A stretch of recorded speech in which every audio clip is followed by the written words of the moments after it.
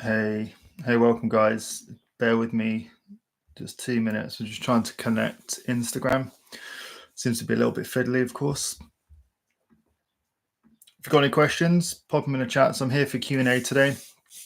Anything web design related, please do pop it in the chat, and yeah, we can start a discussion.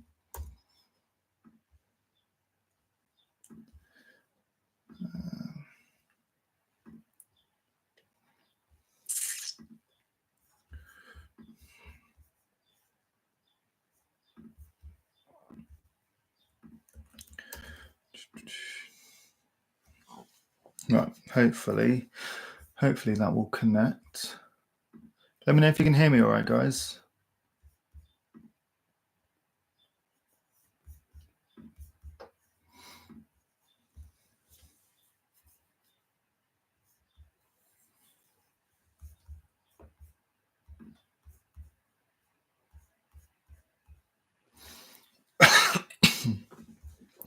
So I'm just trying to connect to Instagram. Bear with, shouldn't be long. Having to use two separate platforms today because Instagram will not let you record in was it portrait mode, and of course YouTube is landscape mode. Okay.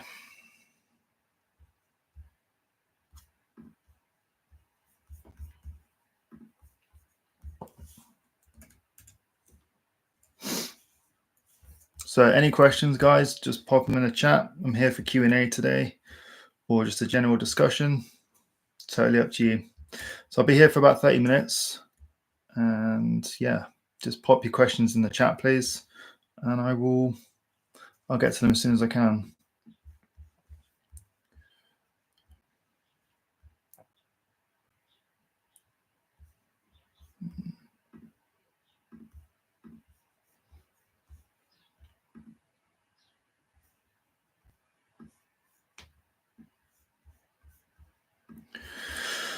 Awesome. So a couple people are watching. Thank you. Good to see you all here. So WebRiser, finally. Hey, yeah, I saw a couple of your comments saying that you'd like to jump on live and you keep missing them. Is there anything in particular you want to know? Let me know, pop in the chat. So Louis Santiago, hey man, hope you're doing well. Oh, WebRiser again, nice to meet you, brother. Yeah, nice to meet you too. You're from the Netherlands, yeah, which is cool. I do like Amsterdam. I've been there a couple of times.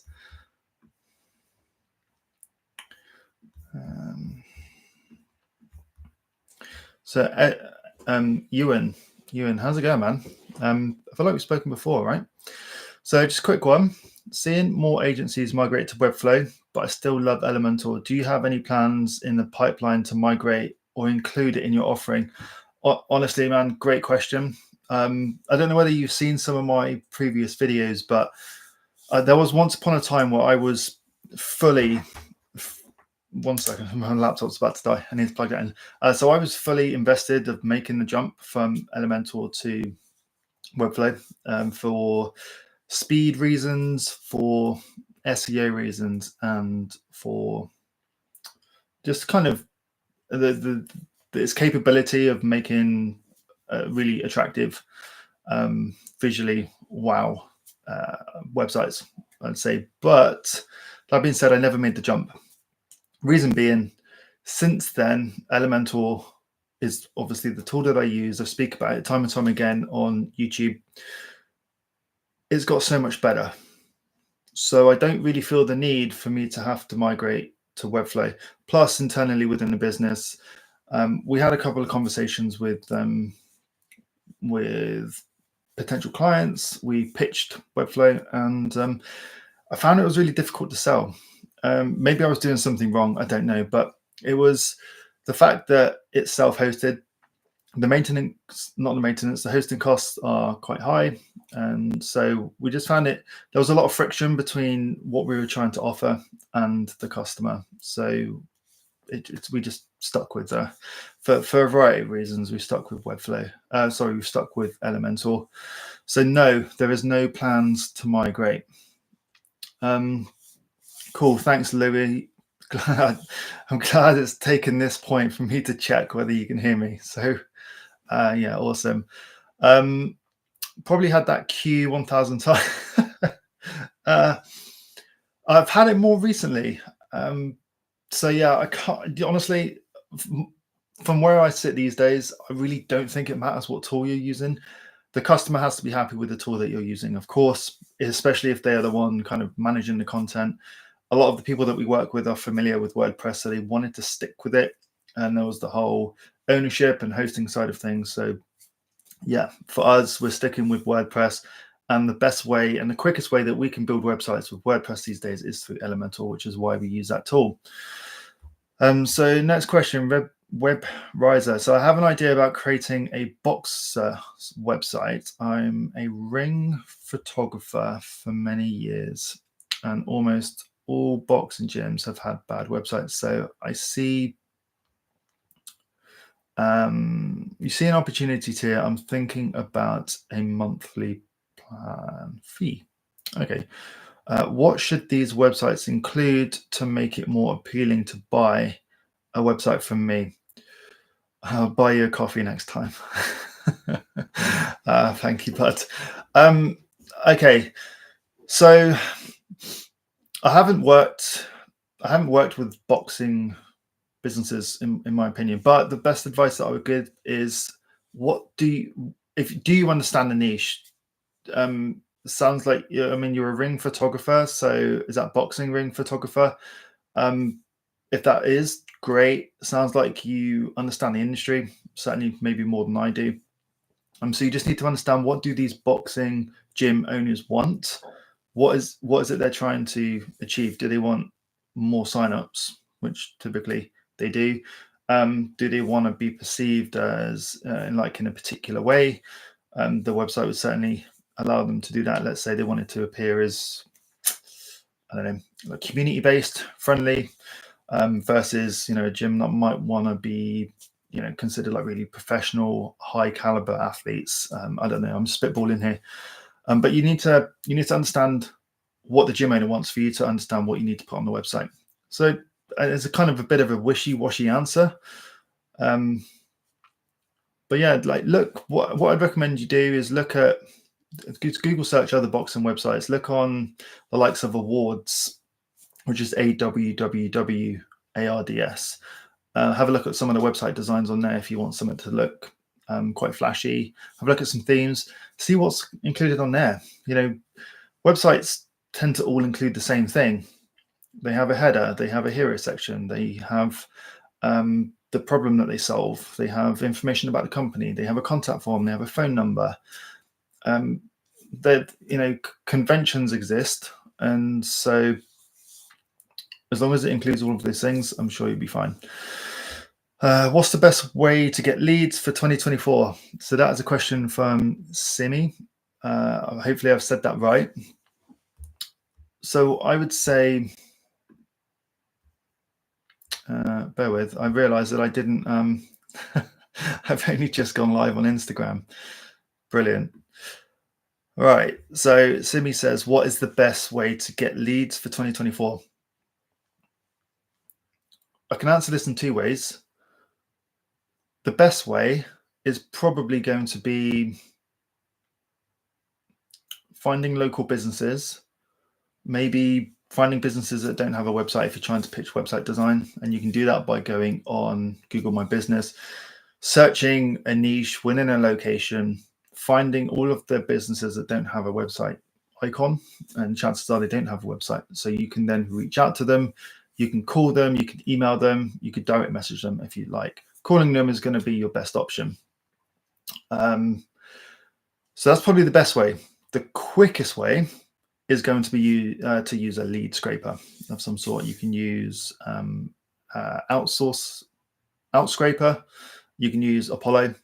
They are paid for tools, but they can generate you leads quickly. So yeah, they both work. Both approaches: manual, going out and finding the leads yourself, and using a scraper, which is going to give you loads of leads really quickly. So Ewan, yeah, I remember the old videos. That's why I'm curious. Cool.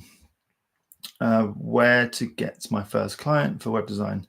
Sadat, where to get your first client for web design?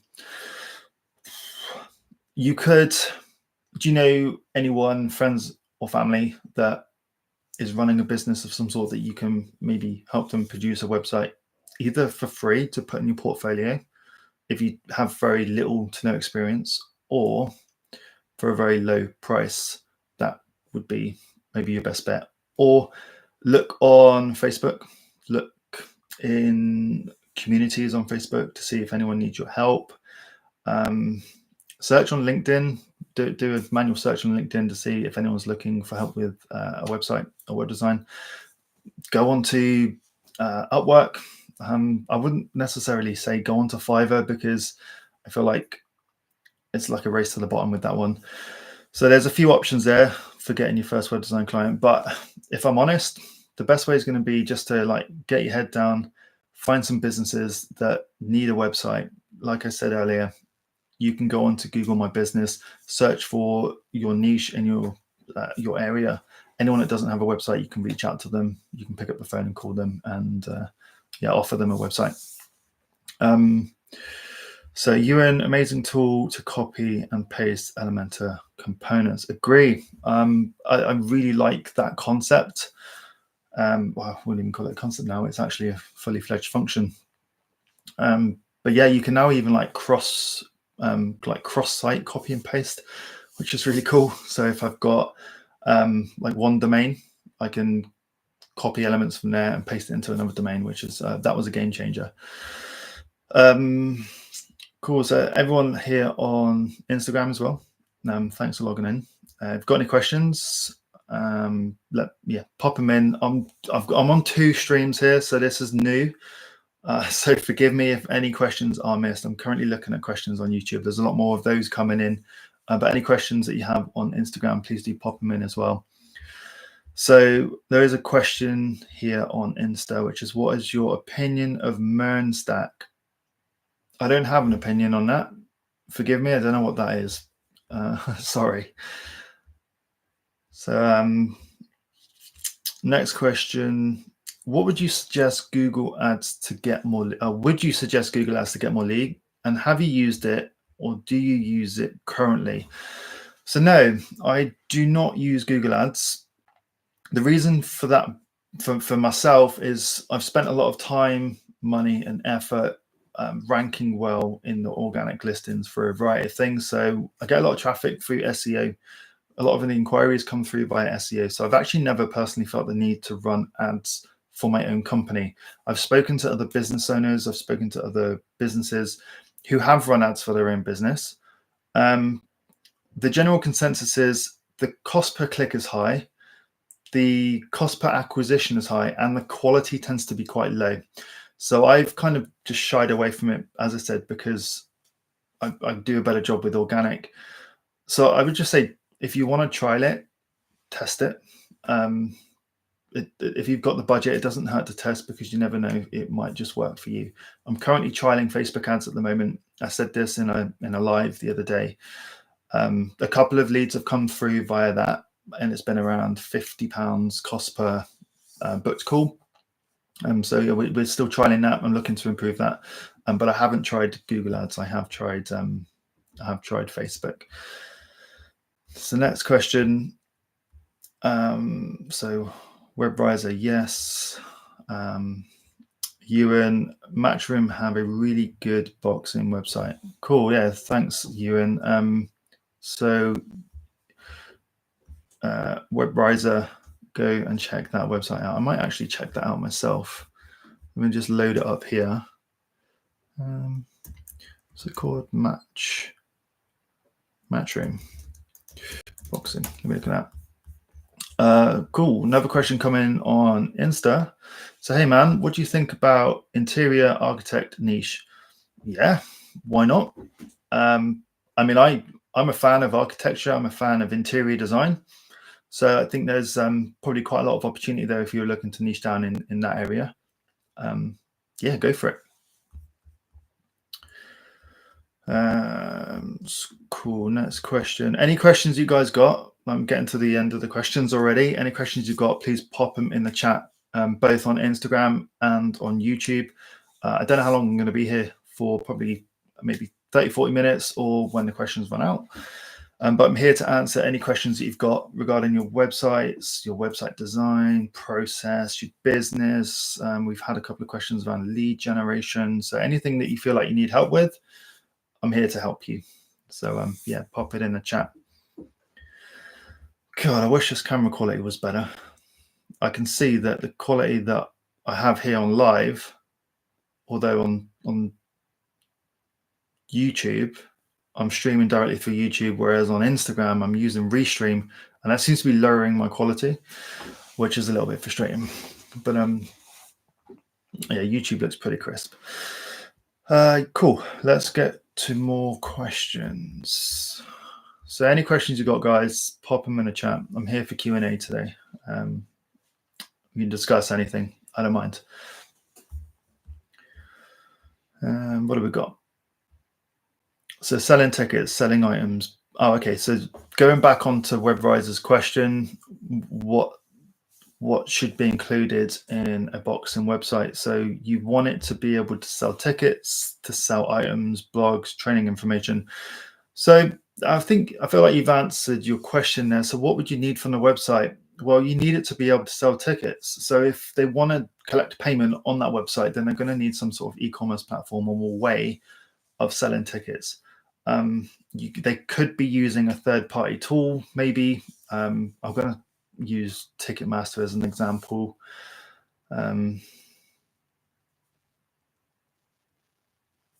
Sorry, another question just came in. It just threw me up.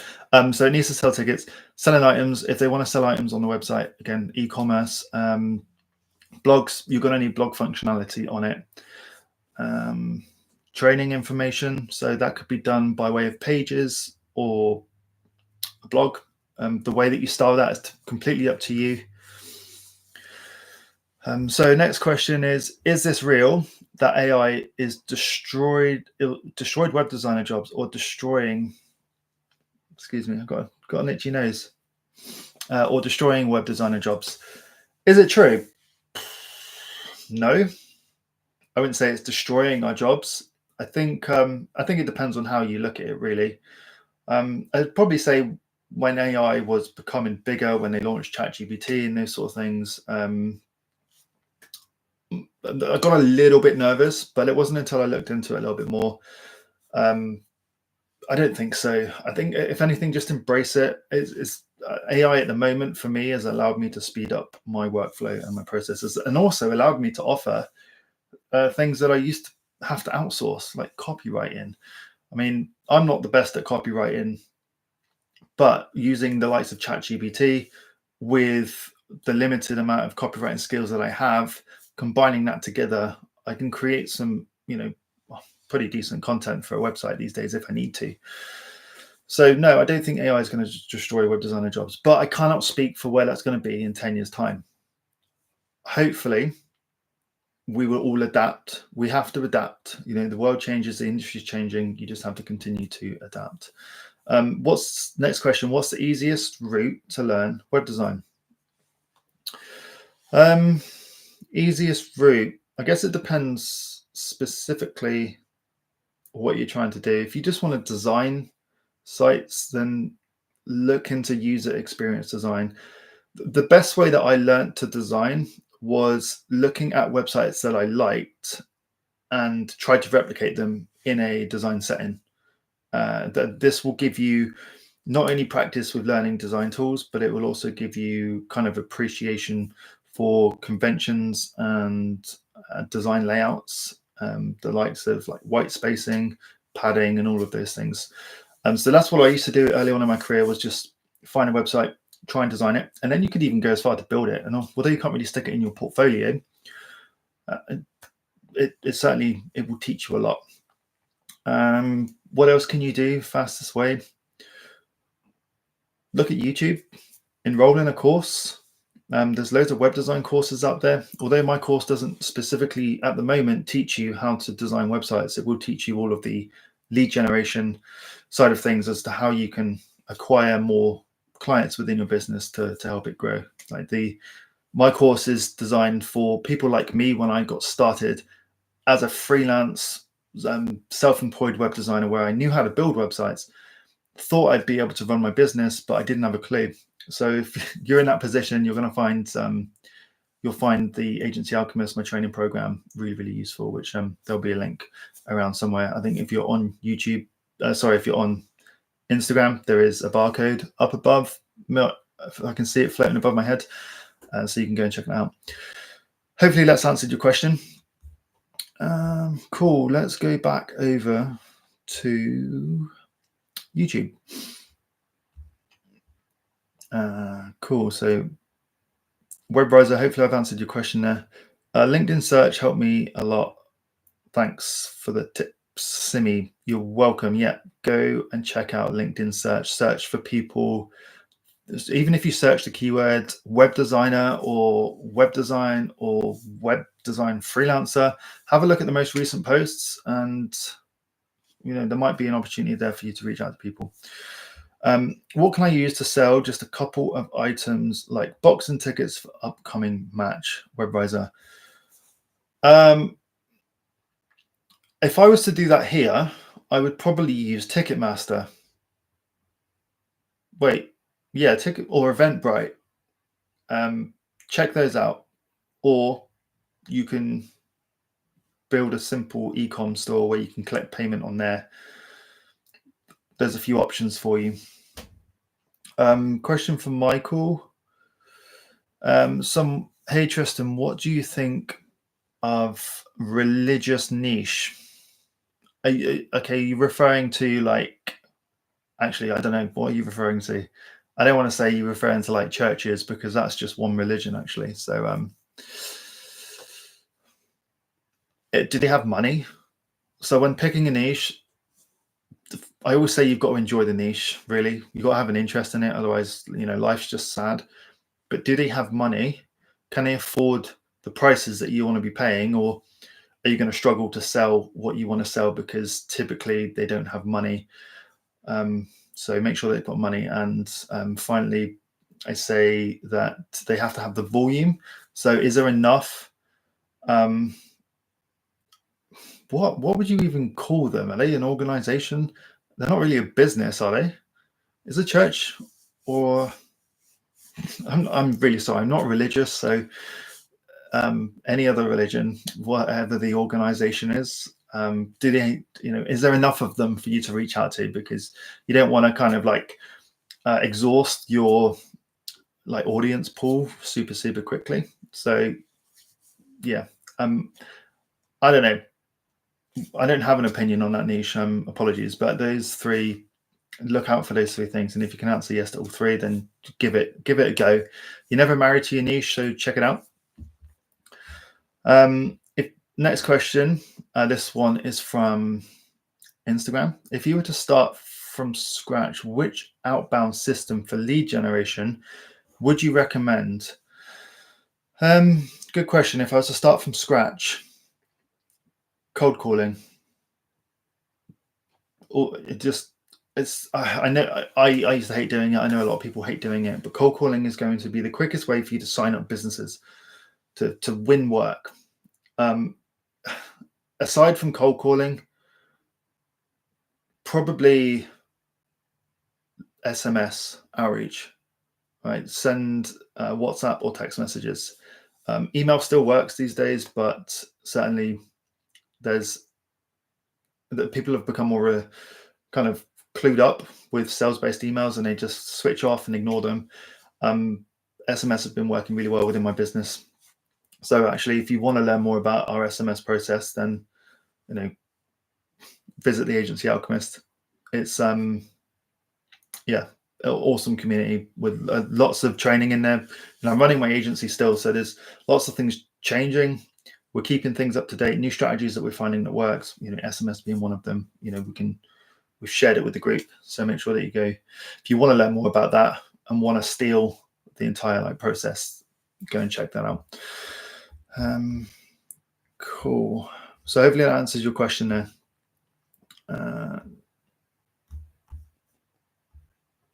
Next question. What can I use to sell just a couple of items? So Louis, super beginner question. How do you deal with domains? Do you ask the client to buy it themselves, or would you take care of that if the client's clueless? Great question. So I don't want anything to do with my client's domain.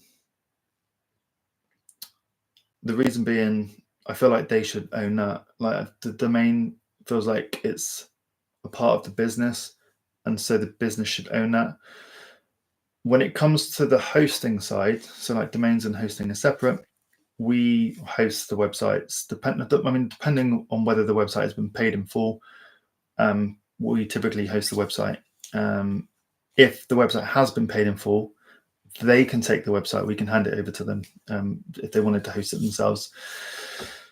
But we try and get people on a maintenance package where that includes hosting. So that's monthly recurring revenue into our business. So hopefully that answers your question. Next one. Another one from Michael, and also the auto repair niche. So what do I think of the auto repair niche? Yeah, I think why not? Same concept applies, really. Do you enjoy it, or are you interested in it at the very least? Because there's nothing worse working with a boring niche you have no interest in. Is there enough of them around the country? I mean, certainly if you're based in the UK, there's fucking tons of them. So there'd be a lot of volume there. And do they have money? Yes, garages I know have money. So yeah, why not? Give it a go. So next one, what do you think of High Level? I see a lot of web designers on YouTube promote this. I spend a lot of time learning Elementor Pro. Is it still the way to go, or is it a waste of time? Yeah, it's so good question there. High Level. I'm new to High Level. I mean, I've been aware of it for a little while. I've tried using it time and time again, but this third time I'm fully invested in High Level. High Level is way more than just a web design tool. It has web design functionality, but I think it's still super basic. So here's how I'm using High Level. I'm using High Level as a CRM where all of my contact or client contact information goes in there. All of my leads that come through my website or that call or anything like that, that also goes in the High Level. I have automations in High Level which can send meeting reminders to people that have booked a call with us via our website forms or Calendly. We have nurturing automations that if we've spoken to someone and they're not a good fit right now, we can reach out to them in 1 month, 2 months, 3 months, 6 months time. Okay, there's loads of things that's great with High Level. We can improve people's Google My Business. We can schedule social media posts from it. Like, it's an insane tool. Web design, I am not really using it for web design. The only way I'm using it for web design is for our current foot in the door strategy, where we're calling up a business and saying, I noticed you didn't have a website. I've built you one. Would you like to see it? If you like it, you can keep it. If they say yes, they'd like to see it, I will go and build it in High Level because I can do it in 15 minutes using their templates.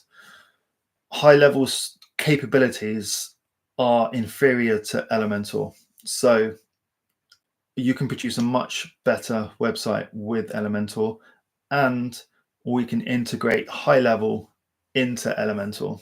So that's how I'm using it. Hopefully that answers your question there. So if there's any more questions on either YouTube or Instagram, pop them in. What's the time? 2:45. So yeah, I'm here for a bit longer if the questions are coming in. But yeah, WebRiser, if you want to learn more about High Level, I'm actually building out a course specifically on High Level right now, which is going to be kind of a mini course within my Agency Alchemist program. And I'm just going to share with anyone in there how I'm currently using High Level within my business, because honestly, it's a game changer. There'll be snapshots that you can just download and install directly into your High Level, so you don't have to go through like the setup. That will include like all of our automations, all of our follow-ups, all of our web forms, all of our calendars. It's basically just you can take our whole High Level environment and just paste it. So if that sounds interesting to you, I recommend that you go and check out the Agency Alchemist program. Sign up. It's a monthly subscription. It's really not very much for the amount of value that's in there. People are absolutely crushing it. So go and check that out. If you're on Instagram, you can click the QR code above my head. That will take you to the page so you'll learn more. Yeah, that's what I think of high level. So do you charge your Agency Alchemist pricing to only $50 a month subscription? Sorry if you already answered it from Instagram. Did I change? Yes, I've changed it. So the reason for the change is the course was the course and is still the course. Okay. And that's had a variety of different pricing based on the value, times of year, and sales and things like that. Now I'm building the course into a community. So the community is going to be at the forefront of the Agency Alchemist, because community is so important. There's already a few people. I've got, I think, just over 30 people in there now. It's growing. We're migrating over from Teachable into School. Okay, so it's still not there. I'm really quite new to School. So School is an awesome tool for building course content and the community. So that's the aim, is the community aspect to it. We are also putting all of our strategies that we are learning day to day within our business inside School. I want it to be affordable. I'm very aware that people are at all different stages of their business. So I want it to be affordable, and I want to be putting enough value in there that's going to keep people around, which is why it is now a $50 per month subscription. So it's £40. It's really, like, if you're a new web designer and you're struggling, it is so ridiculously cheap.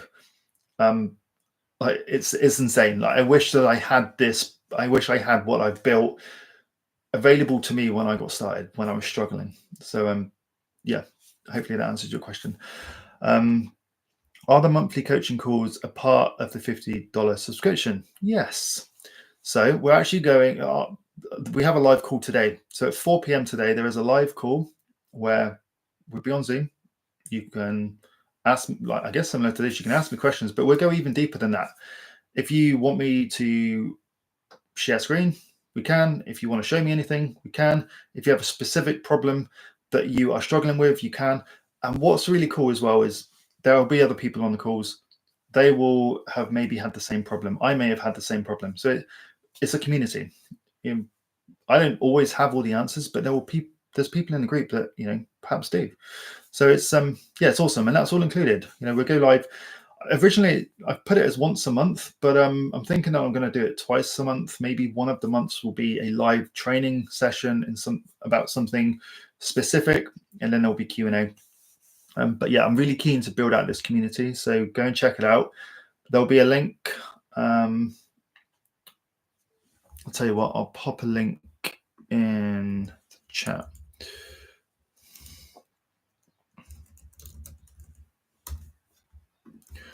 So I hope that I can chat in here. I wonder if I can pin that. There we go. So anyone that's here, there's a pinned message. Check out the Agency Alchemist. Can I do the same here? Can I pin that? There we go. I can pin it on both. Cool. There you go. Pin comment. Agency Alchemist. Go and check it out. $50 a month. You'll get access to the community, all of the training programs, all up-to-date content for as long as you're in the community, and access to me via live calls. Our first of this month. So we've got a live call today, Thursday, the 25th of April. I'm thinking I'm going to up it to twice a month, one being just a Q&A and the other being live training followed by Q&A. All right, what other questions have we got?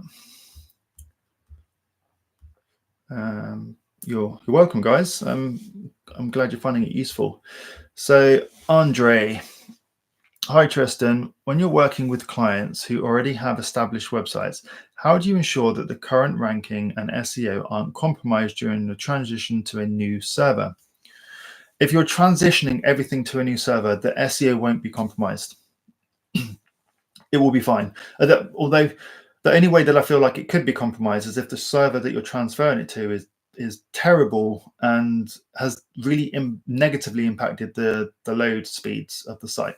Other than that, the whole infrastructure of the site should remain the same if you're just doing like a copy and paste transition. It's only if you were to rebuild it and you lost or changed the content, you changed the HTML structure.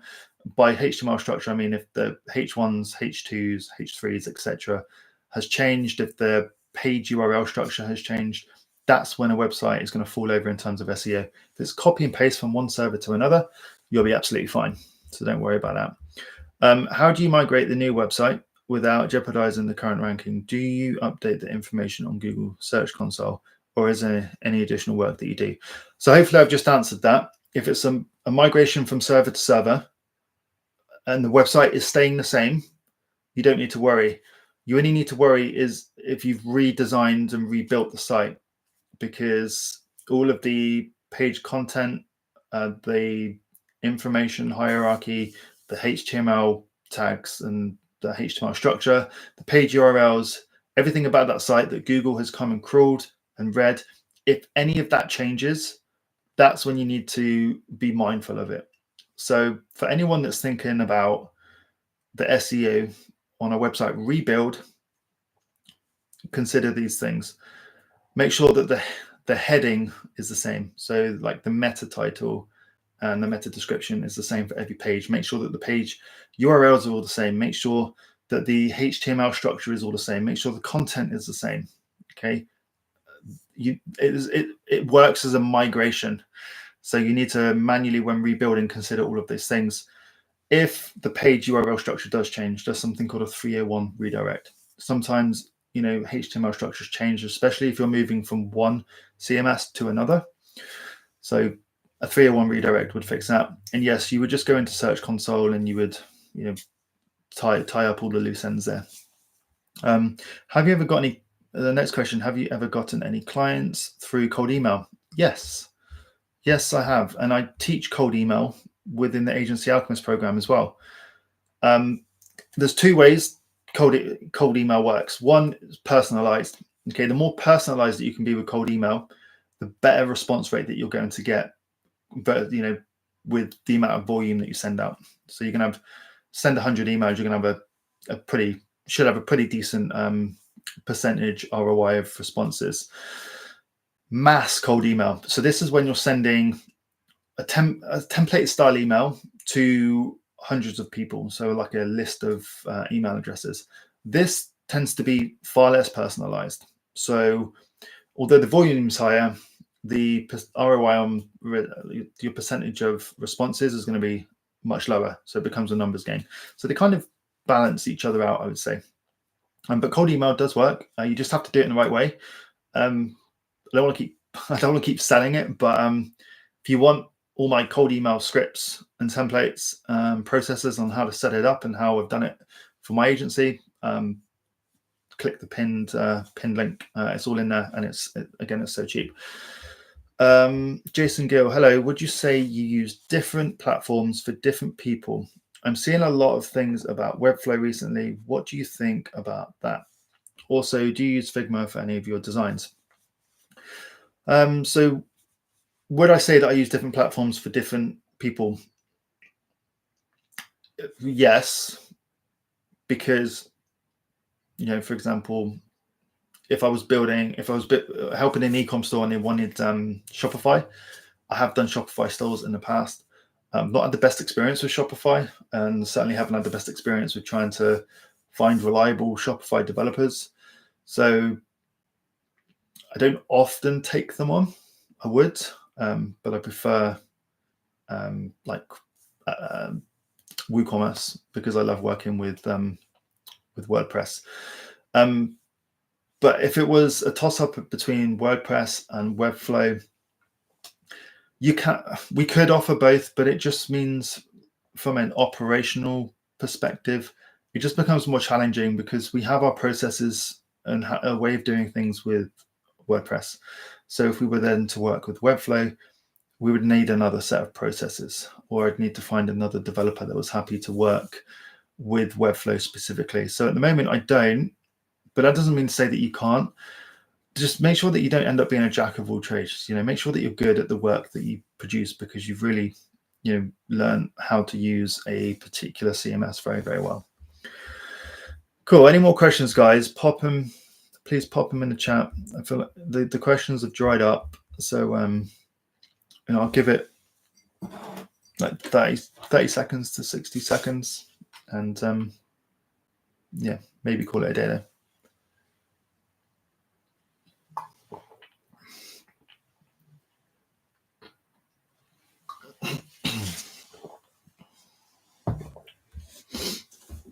Any questions, guys? Pop them in the chat. I'm here for Q&A today. Just what's the time? I need to leave at like 3, so we could wrap this up pretty quickly if there's no more questions coming in.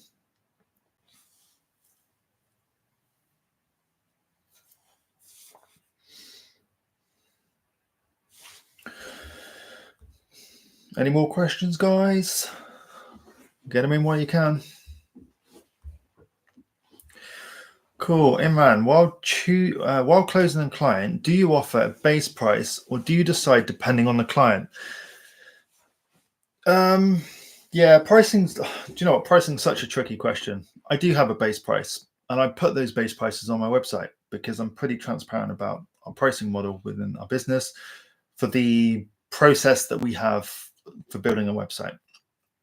We've built multiple websites now. We know how much we need to charge, how much of my time it takes, how much of the contractor's time it takes, and how much profit we want within the business. So we have a base price for up to 5 pages, and then any additional pages on top of that, we price more. However, you said, do you decide depending on the client? So not really. I've spoken about value-based pricing quite a few times, and you can price based on the amount of value that you're likely to bring to a business. So that's totally up to you. It's a lot easier for me, especially if I've got other people trying to sell for me now. If there's a standardized pricing, it just becomes a lot easier to recycle, understand how to price rather than everyone trying to price differently and maybe getting it wrong. So that's our excuse or reason why we have standardized pricing. But you can value-based price, or you can price based on how much you want the work. Like, what's your circumstances like? Are you desperate for the work? Do you really like the client? Do you really want this project? Because if the answer to those questions is yes, I'd say drop your price a little bit if you need to. Whatever it's going to take to seal the deal, as long as you're happy with what you're being paid, what does it matter? Don't sell yourself short, though. I'd never say price yourself so low where the client's going to be a pain in the ass because they're scope creeping and you're just being a yes man and doing that sort of thing to the point where you are so unhappy with what you've done and you've made a loss. So never do that. But you can be flexible with the pricing if you wish. I don't like how Instagram is sharing these comments.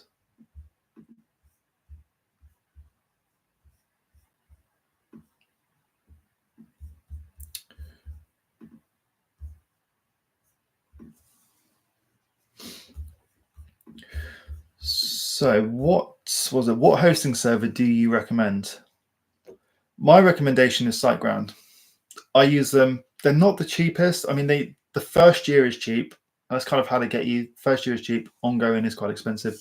But we offset the cost by having a reseller account, and we sell hosting to our clients. So SiteGround's awesome. It's it's been great. So that's what I recommend. There's plenty out there though that do a good job.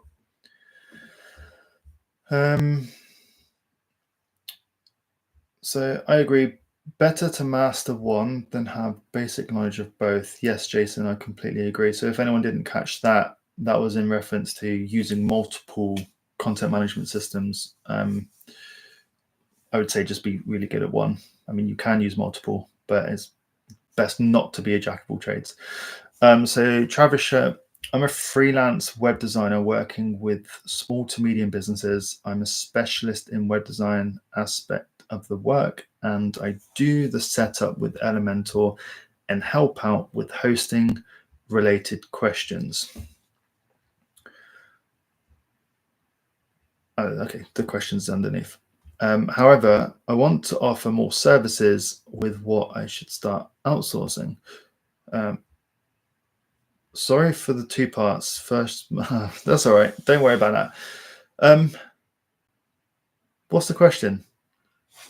I want to offer more services with what should I start outsourcing? What do you want to offer? If there's anything that you want to offer that you cannot fulfill yourself, then outsource it. But I'd always say, do your best to scrub up and educate yourself on the thing that you're outsourcing, because the more that you can educate yourself, the higher chance you have of knowing whether they've done a good job or not. Otherwise, there's so much trust there, and you might find that you've got yourself a good contractor, but I've worked with many bad ones, and so it certainly helps to know whether they're doing a good job or not. And the only way you can do that is to scrub up on it. I'm not saying be an expert, just have an understanding of how that part of the business works, especially as a business owner. You should have an understanding of how that works. Otherwise, it's just super risky. That's what I would say. Have you ever under delivered with a client? Honestly, probably. Have I under delivered? Probably. I'm just trying to think of a scenario where it would have. And if I have, it would have been like in the early days of me doing this, because everyone makes mistakes. I can't think of anything. Have I under delivered?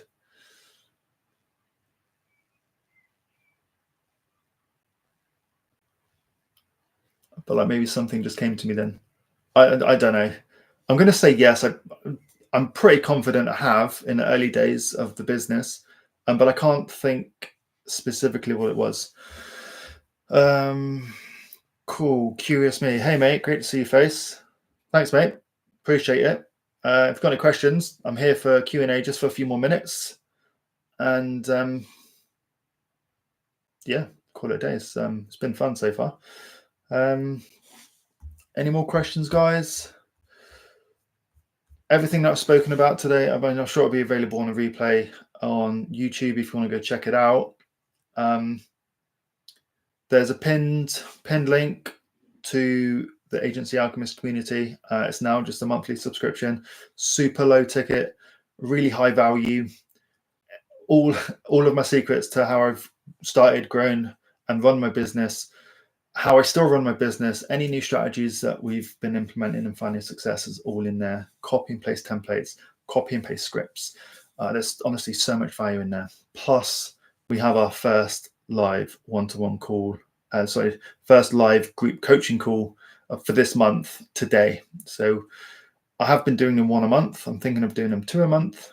It's at 4 p.m. So I've got an hour. I'm about to pop out and go pick up my daughter from school, and then I'll be jumping on that call.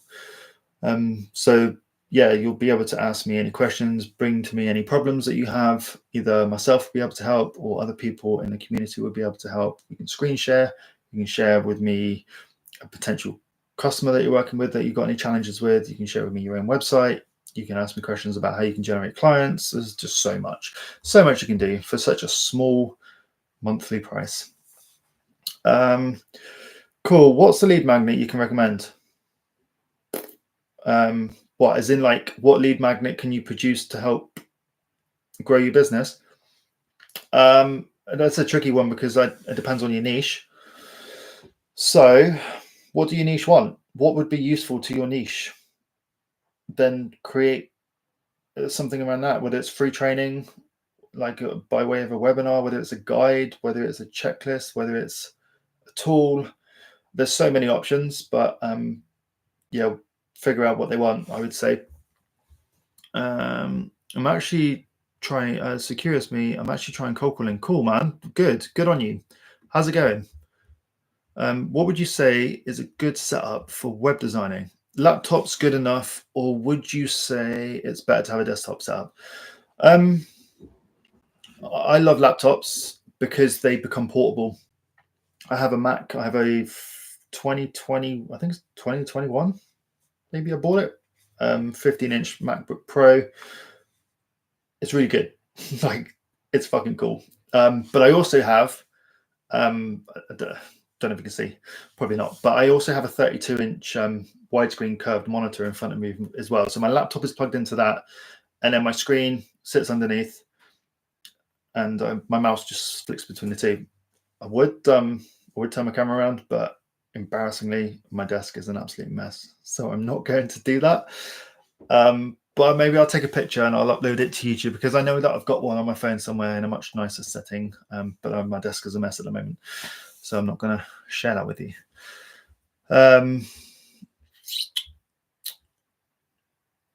Right, I'm not getting anywhere with it because business got a website already, and I don't know how to approach them to get them on the meeting.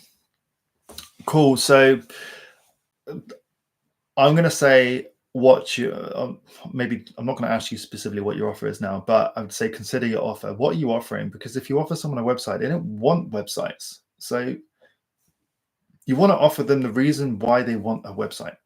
Why would a business want a website? Because them having a website is just, it's at the bottom of their priority list. So you need to find a way to bump that up. Okay. Now, what a business does want usually is, do they want more money? Probably.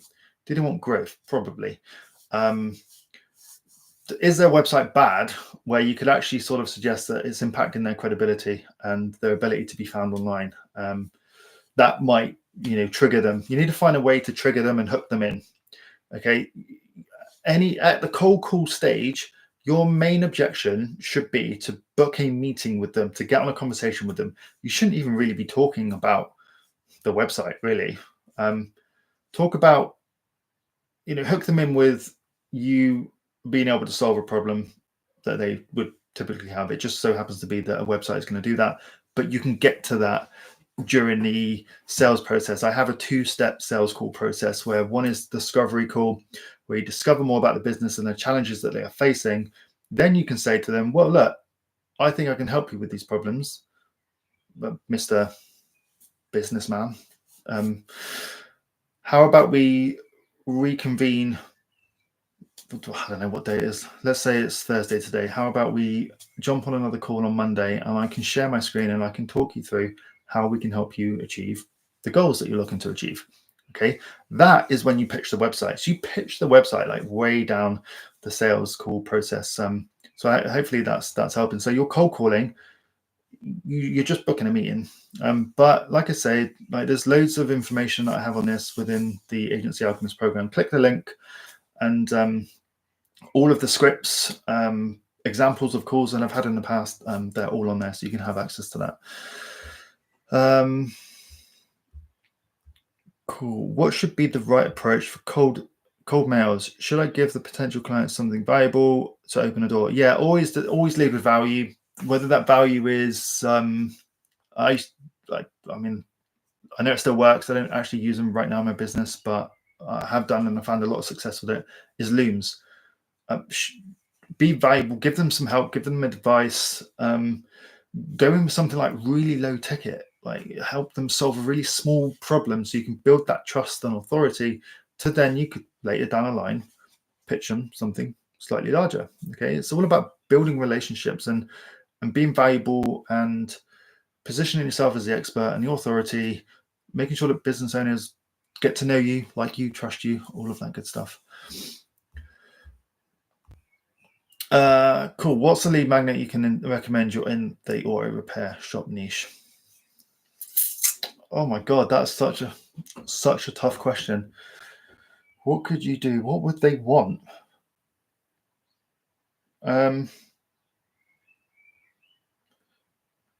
Yeah, I don't know how to answer that, because I don't know what that niche wants. I mean, you could be like fairly generic in that you could offer a website audit You could offer a guide to increasing the conversion rate on their website that they could try to implement themselves. Like with guides, they have to feel like they can take it and use it and implement it themselves. But you would just be super focused with your niche, and you would be like, free audit on auto repair shop websites, or you just call out your niche and offer them the product. Hopefully that helps. But yeah, I don't know specifically what your niche would need in order to say like, yes, absolutely, create something like this. You could just create something that's more generic, but keep it really focused and speak to your target audience and make it look as if it benefits them and them only. Right, what else we got? What are you filming with? I love the quality. Right, so I'm filming with iPhone. I've got it's my phone. Okay, I've recently updated my Mac, and I can use my phone as my webcam. And actually, my phone camera is better than my DSLR camera, so I'm using iPhone. I've got an iPhone 14 Pro. Yeah, it's really cool.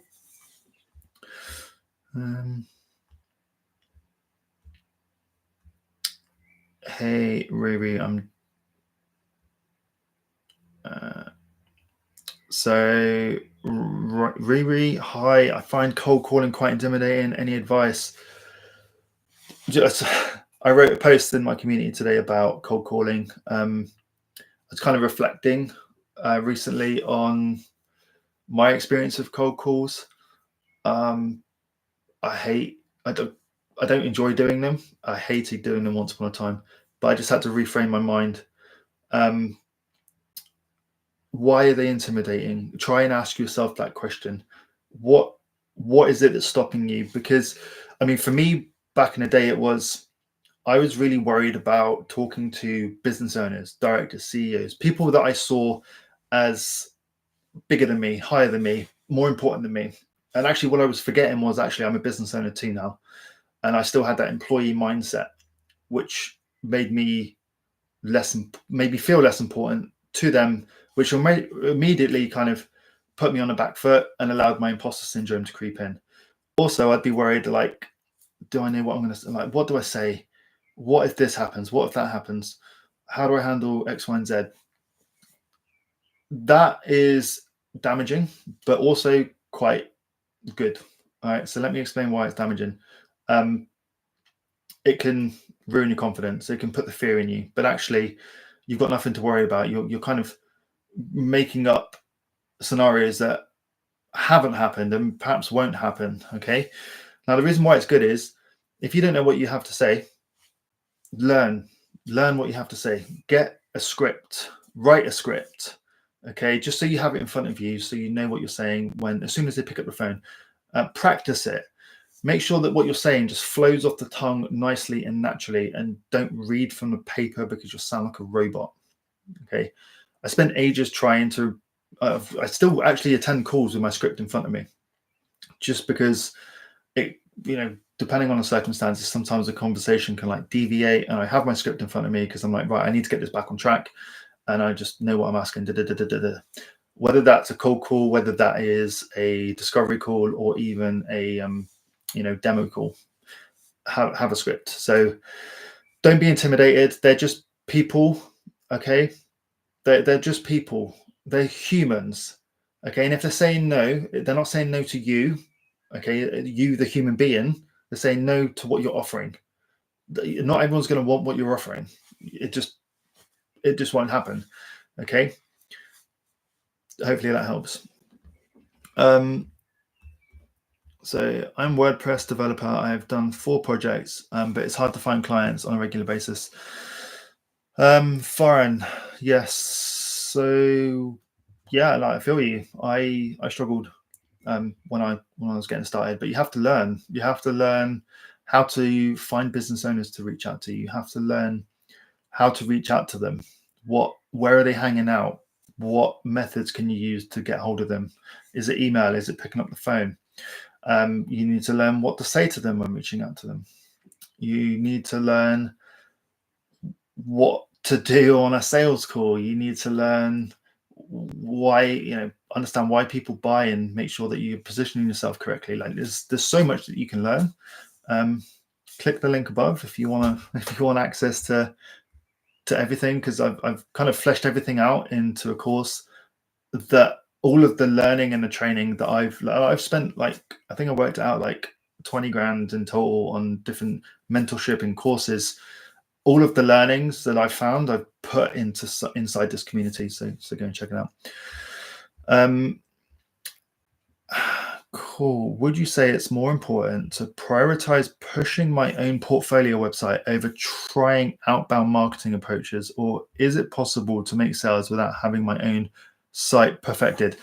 Yeah, man. The Trav shirt. Yeah, you don't have to perfect your site. Just get 1 or 2 projects on there. So there's 2 ways that you can find work. You've got inbound. I'm going to try and do this narrowly because I'm on Instagram. You've got inbound and you've got outbound. Okay. Outbound is your likes of your cold calling, your direct messaging, your emailing. Okay. This is going to get you quick wins. This is going to get you quick results. The outbound.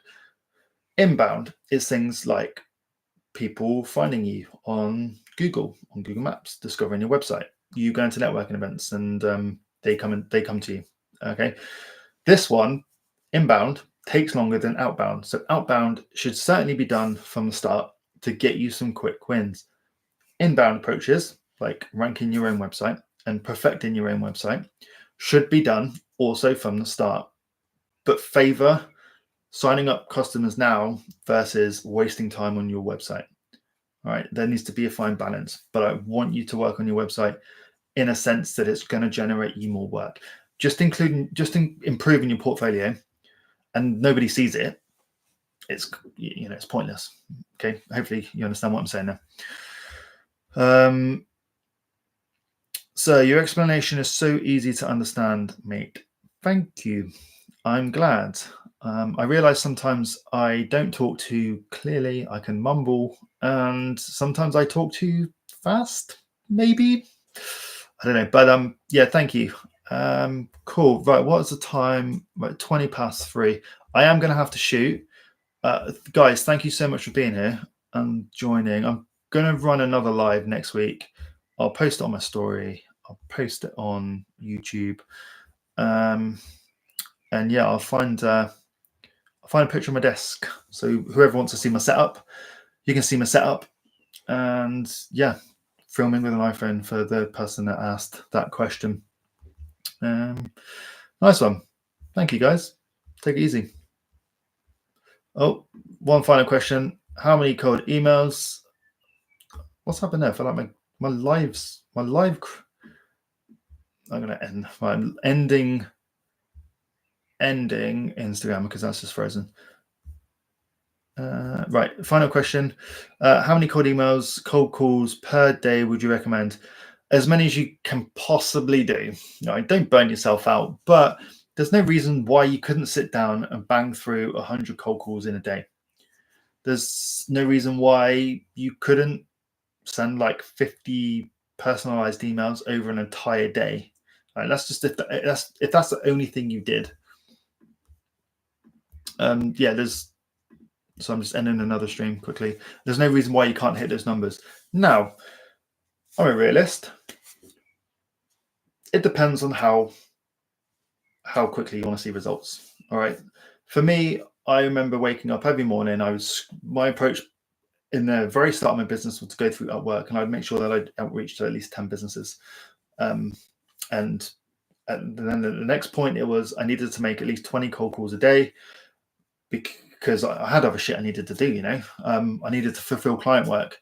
And honestly, I wasn't the sort of person that wanted to sit there from like 9 till 5, just picking up the phone, sending an email, blah, blah, blah, blah, blah. So I broke it down. So I would say do as much as you possibly can. I remember getting this question, like, how many emails should I send? Like, as if someone's looking for the bare minimum answer. And that's not the right attitude. You want to send as many as you possibly want to and can send if you want to get results. That's how I'd answer that. Cool. Thanks for the stream. Does Facebook ads still work for finding web design or for web design, for web or design client. Does it still work? Yeah, it's just expensive. So it depends on your budget. I'm trialing Facebook ads at the moment. I need to actually check them. I think the average, it was between like 50 and 60 pound a booked call. So not cheap, but it then depends on, these are typically, they tend to be more qualified because they've come to you, so they're easier to close, and it depends on your sales skills. So yeah. Hi Tristan Parker, could you talk a little bit about how looks a day in the life of web designer freelancer with good revenue?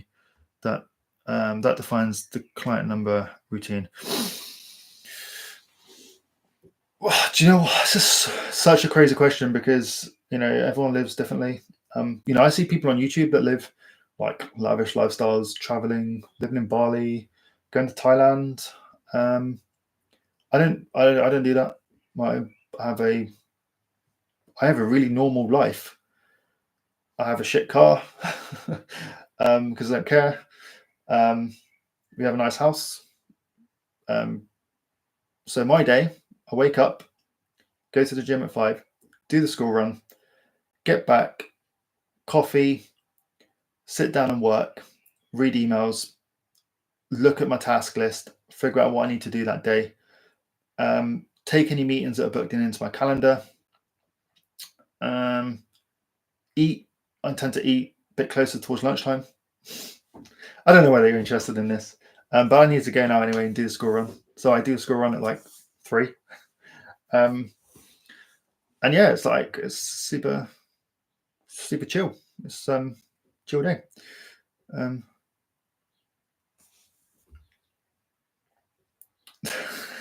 Jason.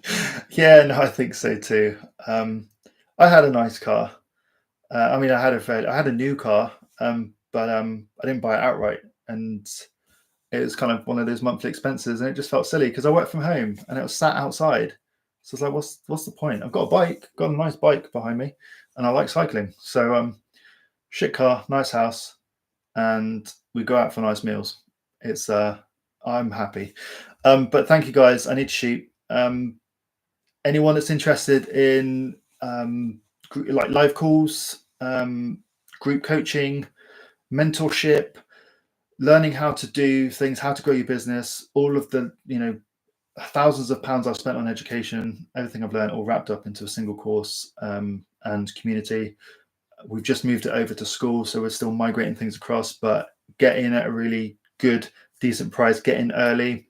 I'd love to be able to help more of you on a more personal level, so please do go and check that out. The link is pinned at the top, and yeah, I'll either see you inside there or I will see you in another live. I will be live again next week. It's been fun. Thank you so much for tuning in. This wouldn't have worked if you guys hadn't been here to ask questions. I really hope you found it valuable, and I will see you soon. Bye.